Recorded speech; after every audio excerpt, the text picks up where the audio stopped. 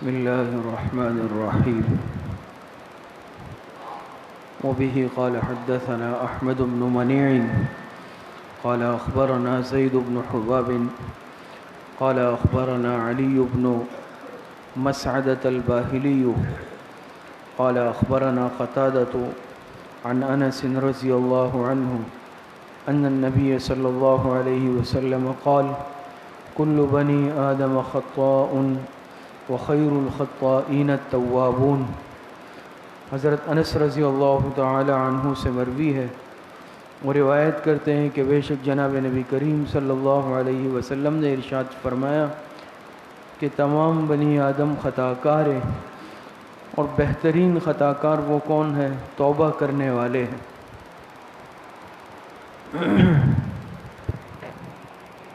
دیوار کے پنکھے بند کر دو۔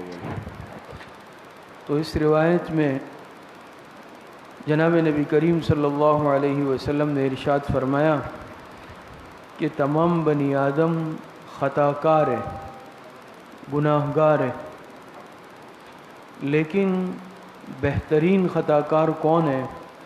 خیر الخطائین۔ حدیث مبارکہ کا انداز دیکھیں، خیر الخطائین، بہترین خطا کار وہ کون ہے؟ التوابون، جو توبہ کرنے والے ہیں، خطا کاروں میں بھی بہتر۔ اس لیے علماء نے لکھا کہ دیکھیں اللہ پاک نے انسان میں دونوں طرح کے مادے رکھے ہیں، خیر کا بھی شر کا بھی۔ فَأَلْهَمَهَا فُجُورَهَا وَتَقْوَاهَا، اللہ پاک نے اس میں دونوں مادے رکھے ہیں فطری طور پر، خیر کا مادہ بھی ہے، شر کا مادہ بھی ہے، نیکی کا مادہ بھی ہے، گناہ کا مادہ بھی ہے، اور خیر کے تقاضے بھی ہیں، برائی کے تقاضے بھی ہیں۔ لیکن جو انسان خیر کو، نیکی کو، بھلائی کو اپنے اوپر غالب کر لیتا ہے وہ کامیاب ہو جاتا ہے۔ جو برائی کو اپنے اوپر غالب کر لیتا ہے، شر کو اپنے اوپر غالب کر لیتا ہے، وہ ناکام ہو جاتا ہے۔ لیکن اللہ پاک نے یہ دونوں مادے انسان کے اندر رکھے ہیں۔ لیکن کامیاب انسان وہ ہے کہ گناہ تو بشری تقاضے سے انسان سے ہو جاتا ہے، لیکن کامیاب انسان وہ ہے جو اپنے گناہ پر جمے نہیں، ڈٹے نہیں اپنی غلطی پر، بلکہ اپنی غلطی پر اللہ پاک کے سامنے ندامت کا، شرمندگی کا اظہار کرے۔ اللہ پاک نے توبے کا راستہ قیامت تک کے لیے کھلا رکھا ہے۔ قرآن کریم میں اللہ رب العزت ارشاد فرماتے ہیں، یا ایھا الذین آمنوا توبوا الی اللہ توبۃ نصوحا، کہ ایمان والو توبہ کر لو اللہ پاک سے، توبۃ نصوحا، سچی پکی توبہ۔ توبۃ النصوح کسے کہتے ہیں؟ کہ سچی پکی توبہ۔ بعض علماء نے توبۃ النصوح کا مطلب یہ لکھا ہے کہ انسان گناہ کی نیت بھی ختم کر لے۔ گناہ پر عمل تو بڑی بات ہے، دل سے گناہ کی نیت کو بھی مٹا دے، ختم کر لے، ارادے کو بھی ختم کر دے، یہ توبۃ النصوح کہلاتا ہے۔ اسی طرح قرآن کریم میں اللہ پاک ارشاد فرماتے ہیں، وَتُوبُوا إِلَى اللَّهِ جَمِيعًا أَيُّهَا الْمُؤْمِنُونَ لَعَلَّكُمْ تُفْلِحُونَ، کہ تم لوگ سب کے سب مل کر اللہ پاک سے توبہ کرو تاکہ تم لوگ کامیاب ہو جاؤ۔ اس سے معلوم ہوا کہ فلاح اور کامیابی یہ توبہ استغفار میں ہے۔ حدیث مبارکہ میں آتا ہے، جناب نبی کریم صلی اللہ علیہ وسلم نے ارشاد فرمایا، التائب من الذنب کمن لا ذنب لہ، کہ گناہ سے توبہ کرنے والا وہ ایسا ہے جیسے اس نے گناہ کیا ہی نہیں۔ اسی لیے علماء نے لکھا ہے کہ جو انسان گناہ کر لے، اس سے گناہ ہو جائے، لیکن سچے دل سے توبہ کر لے، اللہ پاک اس گناہ کو معاف کر دیتے ہیں۔ معاف کرنے کا مطلب کیا ہے؟ کہ جو فرشتہ گناہ لکھنے پر مقرر ہے اللہ پاک اس سے بھی بلا دیتے ہیں۔ دیکھیں دو طرح کی چیزیں دنیا میں بعض دفعہ ایسا ہوتا ہے نا، خدا نخواستہ کسی نے جرم کیا، لیکن جرم کے بعد وہ نادم ہوا، شرمندہ ہوا، یا اپنی سزا پوری کی، کہتے ہیں بھئی چلے بھئی اس کی سزا پوری ہو گئی یا اس کو معاف کر دیا گیا۔ لیکن بعض مرتبہ کیا ہوتا ہے کہ اداروں کے ریکارڈ میں پیچھے اس کا نام پھر بھی ہوتا ہے، ختم نہیں ہوتا کیس، بعض مرتبہ کہے نا بھائی چلیں آپ کی ضمانت ہو گئی، آپ کو رہا کر دیا، لیکن پیچھے ریکارڈ میں جو ہے کیا ہے، وہ کیس موجود ہے، مجرمانہ کرمنل ریکارڈ اب بھی پیچھے موجود ہے۔ اللہ پاک انسان کے توبے کی وجہ سے انسان کا وہ ریکارڈ بھی ختم کروا دیتے ہیں، بالکل مٹ جاتا ہے، اتنی مہربان ذات ہے۔ تو مقصد یہ ہے کہ بشری تقاضے کی وجہ سے انسان سے گناہ ہو جاتے ہیں، لیکن انسان توبے سے غافل نہیں رہے۔ یہ توبہ علماء نے لکھا ہے یہ گناہوں کا تریاق ہے۔ تریاق آپ جانتے ہیں نا، جیسے زہر کا تریاق ہوتا ہے اور اس کی وجہ سے وہ زہر کا اثر اتر جاتا ہے، اسی طرح علماء نے لکھا ہے گناہوں کا بھی ایک تریاق اللہ پاک نے رکھا ہے۔ گناہوں کا تریاق کیا ہے؟ وہ توبہ استغفار ہے، جس کی برکت سے انسان سے گناہ ختم ہو جاتے ہیں، مٹ جاتے ہیں۔ اسی لیے ہمارے اس دین اور شریعت میں دیکھیں مایوسی نہیں ہے۔ قرآن کریم میں اللہ پاک ارشاد فرماتے ہیں نا کہ لا تقنطوا من رحمت اللہ، اللہ پاک کی رحمت سے مایوس نہیں ہونا۔ کہتے ہیں نا نا امیدی کفر ہے، مایوسی کفر ہے، کہ وہ ہمارے اس دین اور شریعت میں نا امیدی ہے ہی نہیں۔ ایک انسان پوری زندگی گناہ کر لے، جتنے بھی گناہ کر لے، لیکن سچے دل سے اللہ پاک سے توبہ استغفار جب یہ کرتا ہے، اللہ پاک اس کے برسوں کے گناہ معاف کر دیتے ہیں، مٹا دیتے ہیں، اتنی مہربان ذات ہے۔ لیکن یہ مطلب یہ بات بھی اچھی طرح سمجھ لی جائے کہ اس بنا پر اللہ پاک کی مہربانی اور رحمت کو دیکھ کر انسان گناہوں پر جرأت نہ کرے کہ خدا نہ خواستہ کوئی اس بنیاد پر گناہ کرنے لگ جائے، چلے بعد میں توبہ کر لوں گا، چلے بعد میں توبہ کر لوں گا، اور اس بنیاد پر ڈٹ کر گناہ کرے۔ اسی لیے علماء نے لکھا ہے کہ چند باتیں ایسی ہیں کہ جو گناہ سے بھی زیادہ خطرناک، گناہ تو ہے ہی ظاہری بات ہے، گناہ کی مثال تو علماء نے لکھا ہے کہ انگارے کی مانند ہے، گناہ چھوٹا ہو گناہ بڑا ہو۔ آج یہ بھی ہے نا، ہم صغیرہ کبیرہ کے جو چکر میں پڑتے ہیں، بھئی صغائر بھی ہیں کبائر بھی ہیں، وہ اپنی جگہ، لیکن بعض مرتبہ ہم لوگ پوچھتے ہیں، معلومات لیتے ہیں کون کون سے گناہ صغیرہ ہے، خدا نہ خواستہ اگر یہ نیت ہے کہ صغیرہ ہے تو چلے یہ کر لوں گا۔ یہ اتنی خطرناک بات ہے، علماء نے لکھا ہے کہ جو صغائر ہے نا، صغیرہ کہتے ہیں چھوٹے گناہوں کو، کبیرہ کہتے ہیں بڑے گناہوں کو۔ کبیرہ گناہ توبے کے بغیر معاف نہیں ہوتے، صغائر بہت سارے نیک اعمال ایسے ہوتے ہیں اس کی برکت سے اللہ پاک صغیرہ معاف کر دیتے ہیں۔ جیسے آپ حضرات سنتے، حدیث میں آتا ہے نا کہ وضو انسان کرتا ہے تو جو عضو دھوتا ہے اس کے گناہ دھل جاتے ہیں۔ اسی طرح اور بعض اعمال کا تذکرہ آتا ہے جس کی وجہ سے اللہ پاک گناہ معاف کرتے ہیں، ان سب سے مراد صغائر ہوتے ہیں، کبیرہ کے لیے توبہ شرط ہے۔ تو صغیرہ کی فہرست معلوم اس نیت سے کرنا کہ چلے وہ کر لوں گا۔ علماء نے لکھا ہے کہ صغیرہ پر اصرار اس کو کبیرہ بنا دیتا ہے، وہ پھر صغیرہ نہیں رہتا۔ اگر کوئی اس نیت سے صغیرہ گناہ کا بھی ارتکاب کر لے کہ یہ چھوٹا گناہ ہے، خدا نخواستہ اگر اس نیت سے کیا وہ گناہ پھر بڑا بنے گا، وہ کبیرہ ہوگا، وہ صغیرہ نہیں کہلائے گا۔ اور علماء نے مثال لکھی، کہتے ہیں کہ گناہ کی مثال تو انگارے کی ہے، ایک چھوٹی سی چنگاری ہے، ایک بڑی آگ ہوتی ہے۔ بڑی آگ سے تو ہر انسان بچتا ہے، لیکن وہ انسان بھی ناسمجھ ہے جو چھوٹی چنگاری کو لے کے اپنے جیب میں رکھ لے، گھر میں رکھ لے کہ تو چھوٹی سی چنگاری ہے، اس سے کچھ نہیں ہوگا۔ یہی چھوٹی سی چنگاری اس کے پورے گھر کو خاکستر کر دے گی، جلا کر راکھ ڈالے گی، راکھ کر دے گی۔ اسی طرح علماء نے لکھا ہے کہ چھوٹا سا گناہ اگر انسان اس پر جو ہے اصرار کر لے، اس کو اختیار کرے، عادت بنا لے کہ چلے یہ چھوٹا ہے، یہی چھوٹا سا گناہ انسان کی ساری روحانیت کو تہس نہس کر دے گا، ایمان کو خراب کر دے گا۔ اسی طرح علماء نے لکھا ہے گناہ کی مثال تو سانپ کی طرح ہے، سانپ چاہے بڑا اژدہا ہو، چاہے چھوٹا سا معمولی انگلی جتنا سانپ ہو، وہ تو خطرناک ہے۔ کوئی ناسمجھ انسان ایسا نہیں ہوتا کہ چھوٹے سے سانپ کو یا سانپ کی ظاہری نقش و نگار اور خوبصورتی کو دیکھ کے، معلوم ہے بعض سانپ ایسے ہوتے ہیں ان پہ اللہ پاک کی مخلوق ہے، بہرحال اللہ پاک کی قدرت ہے، اللہ پاک نے اتنے خوبصورت نقش و نگار ان پہ بنائے ہوتے ہیں کہ دل چاہتا ہے کہ ان کو ہاتھ میں لے لوں، لیکن کوئی ان کے قریب نہیں جاتا، ظاہری خوبصورتی کی وجہ سے دھوکے میں نہیں آتا، معلوم ہے کہ اوپر سے تو نقش و نگار ہے، لیکن اس نے ایک مرتبہ اگر مجھے ڈس لیا میری جان چلی جائے گی۔ اسی طرح علماء نے لکھا ہے گناہ انسان کو ظاہر میں کتنا خوبصورت معلوم ہو، کتنا اس میں لطف آئے، کتنا ہی اس میں مزہ آئے لیکن اس کا انجام وہ آگ ہے۔ اسی لیے علماء نے لکھا، ہمارے بزرگوں نے، کہ دیکھیں گناہ کی ہر چیز کی ایک خاصیت ہوتی ہے، ہر چیز میں اللہ پاک نے تاثیر رکھی ہے۔ آگ کی تاثیر ہے وہ جلائے گی، برف کی تاثیر ہے وہ ٹھنڈک پہنچائے گی، چھری کی تاثیر ہے وہ کاٹے گی، نیکی کی تاثیر یہ ہے دل کو سکون پہنچائے گی، گناہ میں بھی تاثیر ہے وہ دل کو پریشان کر کے رکھے گی۔ جو انسان گناہ کے اندر مبتلا ہوتا ہے، علماء نے لکھا، ہمارے بزرگوں نے لکھا کہ گناہ کی خاصیت یہ ہے، یہ انسان کے دل میں بے چینی پیدا کرتا ہے۔ انسان کے پاس چاہے کتنے اسباب ہو، دنیاوی مال اسباب میں وہ بہت بھرپور ہو، لیکن خدا نخواستہ اگر وہ اللہ پاک کی نافرمانی میں مبتلا ہے، اس کے دل میں ایک بے چینی کی کیفیت ہوگی، اس کو سکون نہیں آئے گا، وہ سکون میں نہیں ہوگا، وہ ایک بے چینی میں ہوگا، کیونکہ اس گناہ کی خاصیت یہ ہے کہ یہ گناہ انسان کو بے چین کر کے رکھتا ہے، بے سکون کر کے رکھتا ہے۔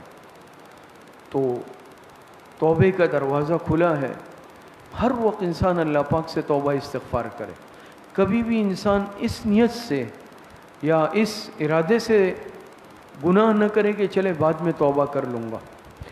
بشری تقاضے سے ہو جائے انسان ہے فوراً توبہ استغفار کرے، لیکن قصداً و ارادتاً۔ میں عرض کر رہا تھا، علماء نے لکھا ہے چند باتیں ایسی ہیں جو گناہ سے بھی زیادہ خطرناک ہے، گناہ سے بھی، جس میں سے ایک بات یہ ہے گناہ کو معمولی سمجھنا، ہلکا سمجھ کر کرنا۔ ایک تو ویسے ہی گناہ کر رہا ہے، ایک اس کو معمولی سمجھ رہے کہ یہ تو کوئی بات ہی نہیں ہے، ایک ہلکی سی چیز ہے، یہ چیز بہت خطرناک ہے۔ دوسری چیز علماء نے لکھا ہے گناہ کر کے اس پہ خوش ہونا، یہ اللہ پاک کے غضب کو دعوت دینے والی بات ہے کہ چلے گناہ تو ہو گیا، ایک انسان وہ ایک گناہ کر لیا، توبہ کر لیا، ایک یہ گناہ بھی کیا اور اس پہ خوش بھی ہو رہا ہے، یار میں نے تو بڑا کارنامہ کر لیا۔ آپ دیکھتے ہیں نا بعض لوگ گناہ کا کام کر لیتے ہیں، غلط کام، اور اس پہ خوشی مناتے ہیں کہ مجھے اپنے اس مذموم مقصد میں کامیابی حاصل ہو گئی۔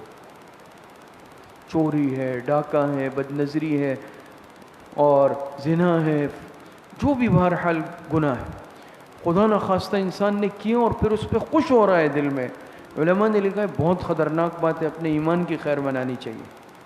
اور تیسری چیز گناہ کر کے اس پر فخر کرنا، فخریہ بیان کرنا، اس گناہ کو لوگوں میں فخریہ بیان کرنا بہت خطرناک بات ہے۔ ہوتا ہے نا ایسا، اور خاص طور پہ بعض دفعہ خواتین میں تو یہ چیز بہت ہے، میں نے اس کو اس طرح کی بات سنا دی، میں نے اس کو یہ بات سنا دی۔ طنز ہوتا ہے نا، طنز ہے، طعنہ، یہ ناجائز حرام ہے۔ یا انسان کوئی ایسی بات کہہ دے کہ سامنے والے کا دل ٹوٹ جائے، دل دکھے، اور میں خوش ہو رہا ہوں، فخریہ بیان کر رہا ہوں کہ میں نے اس کو تو ایسا ایسا ذلیل کر دیا۔ یا کوئی اور گناہ کر لے اور اس گناہ کو پھر فخریہ بیان کرے، جیسے بعض نوجوان دوستوں میں بیان کرتے ہیں کہ میں نے یہ کر لیا، میں نے تو یہ کر لیا، العیاذ باللہ، کتنی خطرناک بات ہے۔ تو مقصد یہ ہے کہ خیر اور شر دونوں مادے اللہ پاک نے انسان میں رکھے ہیں۔ فرشتوں پہ خیر غالب ہے، ان میں خیر ہی خیر ہے، شیاطین میں شر ہی شر ہے۔ یہ انسان ایسی مخلوق ہے کہ اس میں دونوں مادے ہیں، فَأَلْهَمَهَا فُجُورَهَا وَتَقْوَاهَا، دونوں مادے ہیں۔ اور اس میں بھی علماء نے لکھا یہ حکمت ہے نا، اللہ پاک نے یہ دنیا بنائی، اللہ پاک نے آخرت بنائی ہے۔ آخرت اسی لیے بنائی نا، دیکھیں نا، یہ اسی انسان کے لیے جنت ہے، جنت اسی انسان کے لیے ہے، جہنم اسی انسان کے لیے ہے۔ تو یہ دنیا دارالامتحان ہے، تو انسان میں دونوں مادے ڈال کر اب یہ آزمائش ہے کہ یہ خیر کو غالب کر کے جنت میں جاتا ہے یا شر کو غالب کر کے جہنم میں جاتا ہے۔ یہ ہمارے اوپر ہے، یہ دنیا ہمارے لیے گویا کہ دارالامتحان ہے، اور دنیا گویا کہ آخرت کی کھیتی ہے۔ حدیث مبارکہ میں نا آپ علیہ السلام نے فرمایا الدنیا مزرعۃ الآخرہ، دنیا آخرت کی کھیتی ہے۔ یہ نہیں ہو سکتا، دیکھیں دنیا میں بھی نہیں ہو سکتا نا کہ انسان فصل ایک چیز کی کاشت کرے اور اگے دوسری چیز، یہ ہو سکتا ہے؟ پیاز کاشت کروں اور آلو آ جائے، ٹماٹر کاشت کروں اور پیاز آ جائے، ہم کہتے ہیں یہ تو عقلاً ممکن نہیں ہے۔ تو یہ کیسے ہو سکتا ہے کہ میں گناہوں والی زندگی کر کے جنت حاصل کر لوں؟ یہ بھی نہیں ہو سکتا۔ دنیا مزرعۃ الآخرہ۔ تو بہرحال گناہ ہو جائے انسان سے بشری تقاضے سے، اللہ پاک نے توبے کا راستہ کھلا رکھا ہے۔ مولانا روم رحمۃ اللہ علیہ فرماتے ہیں نا، بازا بازا ہر آنچ ہستی بازا، گر کافر و گبر و بت پرستی بازا، ای درگہ ما درگہ نومیدی نیست، 100 بار اگر توبہ شکستی بازا۔ اس در میں، اللہ پاک کے در میں نا امیدی نہیں ہے، فرماتے ہیں 100 بار اگر توبہ شکستی بازا، 100 مرتبہ بھی توبہ کر کے توڑ دو، پھر بھی نا امید مت ہونا، پھر بھی توبہ کرنا۔ 100 مرتبہ بھی توڑ دو، 1000 مرتبہ بھی توڑ دیں، لیکن جیسے میں نے ابھی عرض کیا کہ انسان اس ارادے پر گناہ نہ کرے کہ چلیں پھر آرام سے توبہ کر لیں گے۔ موت کا تو کوئی وقت مقرر ہی نہیں ہے، خدا نخواستہ اس گناہ کی حالت میں موت آ جائے، ہوتا ہے نا بعض مرتبہ، بہت سارے واقعات ایسے ہوتے ہیں کہ انسان گناہ میں مبتلا ہے، اسی گناہ کی حالت میں موت آ گئی، پھر یہ کتنی خطرناک بات ہے۔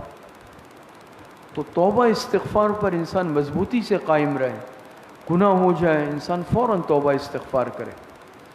لیکن توبے کی کے لیے 3 شرائط علماء نے لکھی ہے، 3 شرائط۔ اب تو صرف زبان سے توبہ توبہ نہ ہو نا، ہماری توبہ جیسے کہ صرف زبان پہ سبح برکف توبہ برلب، دل پر از ذوق گناہ معصیت را خندمی آیت ز استغفار ما، اس طرح نہ ہو کہ زبان ہاتھ میں تسبیح ہے اور زبان پر توبہ توبہ ہے اور دل گناہوں کے خیالات سے اس وقت بھی بھرا ہوا ہے، تو کہتے ہیں گناہ کو بھی ہمارے اس توبے پر ہنسی آ رہی ہے۔ یہ نام پکی سچی توبہ۔ 3 شرائط علماء نے لکھی ہے توبے کی قبولیت کے لیے۔ پہلی شرط یہ ہے کہ انسان توبہ کرے تو جتنے گناہ کیے ہیں اس پر سچے دل سے شرمندہ ہو، سچے دل سے شرمندہ ہو کہ اللہ جتنے گناہ کیے ہیں اے اللہ میں توبہ کرتا ہوں، اور واقعی میں اس کے چہرے سے، انداز سے، ہر چیز سے شرمندگی ٹپک رہی ہو۔ یہ نہیں ہے کہ دعا بھی کر رہے ہیں اور کوئی احساس شرمندگی نہیں ہے۔ دیکھیں دنیا والے بھی انسان کی معافی قبول نہیں کرتے اگر شرمندگی نہ ہو، ہے ایسا یا نہیں؟ اگر کوئی جرم کر لے، قصور کر لے، ہم کہہ رہے بھائی جاؤ معافی مانگ لو، وہ معافی مانگنے آئے اور کہے بھائی چلو معاف کر دو، کوئی معاف کرے گا؟ وہ کہے گا نکلو یہاں سے، تم میرے ساتھ مذاق کر رہے ہو، یہ معافی ہوتی ہے؟ تو دنیا والے بھی معافی قبول نہیں کرتے اگر سامنے سے شرمندگی کا اظہار نہ ہو۔ اللہ پاک تو ارحم الراحمین، کریم ذات ہیں، اللہ پاک عظیم ذات ہیں، تو کیا اللہ پاک کو ہم اس قابل بھی نہیں سمجھے کہ ہم توبہ کر رہے ہیں اور کوئی شرمندگی نہ ہو؟ تو شرمندگی ہو، ندامت ہو سچے دل سے۔ نمبر 2، جس گناہ میں مبتلا تھے اس کو فوراً چھوڑ دے۔ یہ نہیں ہے خدا نخواستہ توبہ چل رہی ہے ساتھ میں وہ گناہ بھی چل رہا ہے، توبہ تو ہو رہی ہے لیکن اس گناہ کو منقطع نہیں کیا، اس کا سلسلہ ابھی جاری ہے، تو پھر فائدہ نہیں ہے توبے کا۔ اور تیسری شرط یہ ہے آئندہ کے لیے اس گناہ کے قریب بھی نہ جانے کا عزم، قریب بھی نہ جانے کا عزم۔ یہ نہیں ہے خدا نخواستہ کہ توبہ شرمندگی تو ہے اور گناہ ابھی بھی چھوڑ دیا، لیکن توبہ کر رہا ہے لیکن دل میں یہ ہے چلے آئندہ دیکھیں گے، چلے پھر دیکھیں گے۔ یہ بھی خطرناک بات ہے کہ انسان آئندہ کے لیے کم از کم عزم تو کر لے۔ اور علماء نے لکھا یہ عزم تکمیل توبہ کے منافی نہیں ہے۔ کسی کے ذہن میں یہ اشکال ہے کہ بھئی آئندہ پھر گناہ ہو جائے تو پھر اس کا کیا مطلب ہے کہ وہ عزم جھوٹا تھا؟ علماء نے لکھا ہے عزم جھوٹا نہیں تھا، عزم کا مطلب یہ ہے کہ اپنے طور پر انسان پکا عہد کر لے، اپنے طور پر اپنے دل میں سچا اور مخلص ہو۔ دیکھیں اللہ پاک سے تو دل کی نیت نہیں چھپائی جاتی نا، سامنے والے کو میں دھوکہ دے سکتا ہوں کہ اللہ پاک کو بھی دے سکتا ہوں کہ دل میں چور ہے، میں آئندہ نہیں کروں گا، لیکن دل میں ہے کہ چلے دیکھیں گے، تو یہ اللہ پاک کے ساتھ دھوکہ ہے۔ سچے دل سے یہ عزم ہو کہ آئندہ اس گناہ کے قریب بھی نہیں جاؤں گا، جب یہ 3 باتیں جمع ہو جاتی ہے اللہ پاک بندے کو معاف فرما دیتے ہیں۔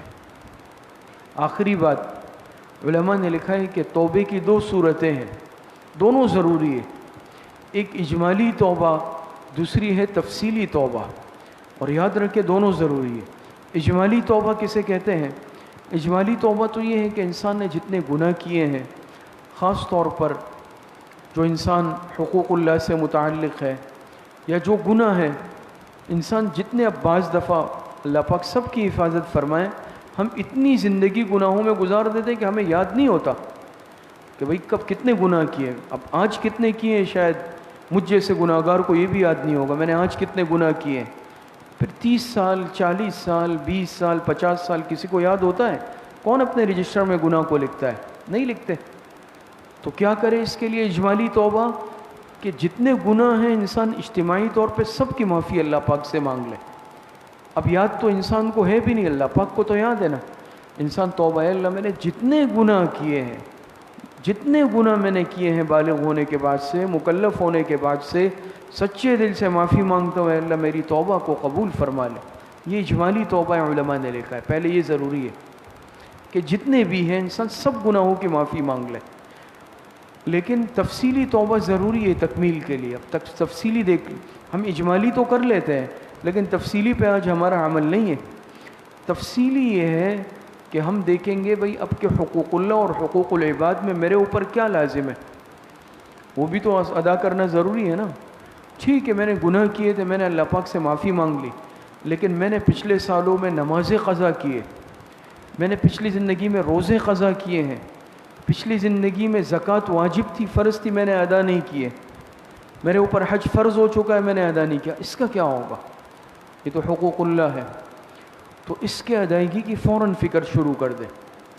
اور مشکل نہیں ہے، پہلے بھی عرض کر چکا ہوں، باہمت انسان ایسے لوگ ہیں کہ برسوں کی نمازیں قضا ادا کر لی. یہ ہمت چاہتا ہے تو انسان حساب لگا لے. بالغ 15 سال کی عمر میں، یا جب یاد ہو بالغ ہوا، یا چلے میں نے 2 سال سے نمازیں نہیں پڑھی، 3 سال، ہر انسان کو اپنا حساب پتہ ہے. باقاعدہ ڈائری لے لے، اس میں لکھے، اور جب سے شروع کر دے وہ تاریخ بھی لکھ دے. اور بہت آسان ہے. آسان اس طرح ہے کہ انسان ہر نماز کے ساتھ ایک قضا ادا کرنی شروع کرے. فجر، ظہر، عصر، مغرب، عشاء اور وتر، ایک بوجھ بھی نہیں آئے گا. اور روزانہ کتنی قضا نمازیں ادا ہو جائے گی؟ 5. ایک وقت آئے گا انسان کے ذمے سے اتر جائے گی. اور اگر ادا کر رہا ہوں، موت آ گئی، اللہ پاک کی ذات سے امید ہے کہ اللہ پاک اس کی اس حسن نیت اور عمل کی وجہ سے معاف کر دیں گے. لیکن میں ارادہ ہی نہیں کر رہا ہوں، میں شروع ہی نہیں کر رہا ہوں، پھر بات خطرناک ہے، پھر معاملہ خطرناک ہے. ادا کرتے وقت نیت کریں کہ اللہ میری جو پہلی نماز قضا ہے اس کو ادا کر رہا ہوں، یا آخری جو قضا ہے اس کو ادا کر. دونوں نیتیں کر سکتے ہیں. روزے شروع کر دے، روزے شروع کر دیں. روزانہ نہیں رکھ سکتا، ہفتے میں 2 دن شروع کر دے. پیر اور جمعرات کا روزہ، اسی طرح ایام میں 20 کے 3 روزے آتے ہیں، اس میں اپنے قضا کی نیت کر لے. تو ایک وقت آئے گا یہ بھی ادا ہو جائیں گے. زکوٰۃ کا حساب لگائیں، علماء کے پاس، مفتیان کے پاس جائیں، دارالافتاء جائیں اور پورا حساب لے جائیں ان سے کہ بھائی ہمارے لیے آپ سابقہ سارا حساب بنا دیں. بہت آسان ہے. حج اگر باقی ہے فوراً اس کے ادائیگی کی فکر کریں. یہ تو عبادات حقوق اللہ ہے. دوسرے نمبر پر حقوق العباد، میرے ذمے لوگوں کے کیا حق ہے، اس کا کیا ہوگا؟ یہ تو زیادہ خطرناک بات ہے. تو اس کی بھی ادائیگی. میں نے کسی سے قرض لیا، واپس نہیں کیا، کاروباری لین دین میں میرے ذمے کسی کا حساب باقی ہے، میراث جائیداد میں میرے ذمے کسی کا حصہ باقی ہے، اور جتنے بھی اس طرح کے معاملات، مالی معاملات ہوتے ہیں، حقوق واجبہ ہوتے ہیں، سب دیکھ لیں. بیوی کا مہر ذمہ ہوتا ہے، نان نفقہ ذمہ ہوتا ہے، بہت ساری چیزیں حقوق انسان کے ذمے ہوتے ہیں. ان سب کا جائزہ لے لیں. اب ہم حساب کتاب گردن پہ لے کے لوگوں کا ہوتا ہے، ہم اسی طرح نارمل چل رہے ہیں. کسی کی زمین پہ تو میں نے قبضہ نہیں کیا، کسی کے مال پہ تو قبضہ نہیں کیا. یہ ساری چیزیں ہیں، ان کی ادائیگی کی بھی فکر کرنی ہے. فوراً ادائیگی کی فکر شروع کر دیں. اسی طرح میں نے عرض کیا تھا جمعے کے بیان میں کہ دیکھیے غیبت یہ بھی حقوق العباد میں سے ہے. میں نے لوگوں کی غیبتیں کی، اور غیبت جو ہے معاف نہیں ہوتا الا یہ کہ اس سے معافی نہیں مانگ لے جس کی غیبت کی ہے. اس کا کیا ہوگا؟ جس کی غیبت کی ہے اس سے معافی مانگ لے. قریب ہے خود مانگ لے، دور ہے خط لکھ دے، میسج کر لے، ٹیلی فون کر لے. اور اگر زندہ نہیں ہے، انتقال ہو چکا ہے، پھر اس کے لیے ایصال ثواب کرے. علماء نے لکھا ہے ایصال ثواب کرے اور اللہ پاک سے معافی مانگے. اللہ پاک کی ذات سے امید ہے کہ اللہ پاک معاف کر دیں گے. تو یہ تفصیلی توبہ ہے. تو بہرحال اجمالی توبہ بھی ضروری، تفصیلی توبہ بھی ضروری. جتنے گناہ انسان سے ہوئے ہیں سچے دل سے انسان توبہ استغفار کرے. اللہ پاک صحیح عمل کی توفیق نصیب فرمائے. الحمدللہ رب العالمین والعاقبۃ للمتقین.